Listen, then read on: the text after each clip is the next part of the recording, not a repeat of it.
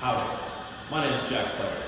Here at Goodwin Clare Zaki Law, we protect patriotic Americans like yourself who have been subject to double jeopardy.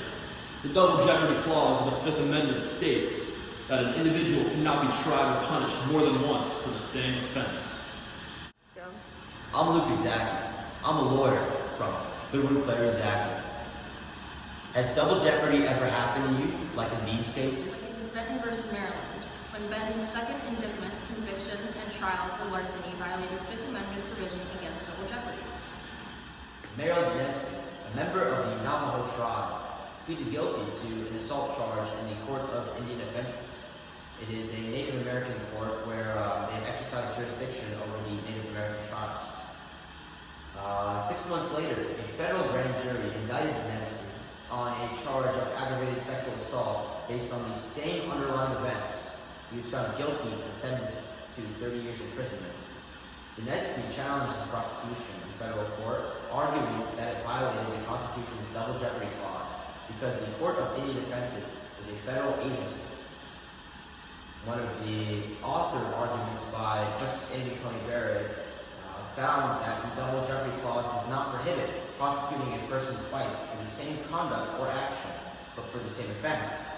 She used the dual sovereignty principle to defend her argument, which states that two offenses arising from the same act can therefore be separately prosecuted without offending the double jeopardy clause. In Bree v. Jones, 17-year-old Gary Jones was found guilty of juvenile robbery charges, but he yet to be prosecuted as an adult. After being found guilty, it was determined that he would be tried as an adult when he was found guilty of first-degree robbery. Jones argued that this put him in jeopardy for a second time. The Supreme Court ruled in a unanimous decision that Jones' additional trial was unconstitutional, setting the precedent that defendants must be classified as either juvenile or adult prior to their... I messed up earlier. I gotta retry that anyways. I messed up earlier. Just gonna keep going. Okay. In 1974, 17-year-old Gary Jones was found guilty of juvenile robbery charges, but had yet to be prosecuted as an adult. After being found guilty, it was determined that he would be tried as an adult, and he was found guilty of robbery in the first degree. Jones argued that this put him in jeopardy for a second time. The Supreme Court ruled in a unanimous decision that Jones' additional trial was unconstitutional, setting the precedent that defendants must be classified as either juvenile or adult prior to any decisions being made. Like in Gamble v. U.S., when the Supreme Court found that the double jeopardy clause wasn't contradicted under the dual sovereignty doctrine.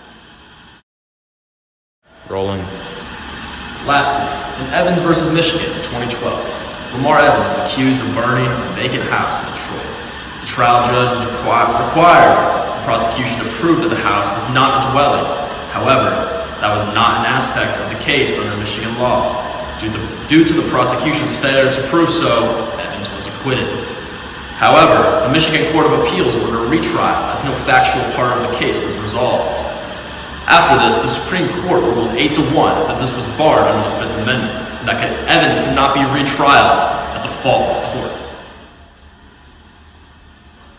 So if any of these double jeopardy cases sound familiar, please contact us at 603-322-8331 or visit us at our home office.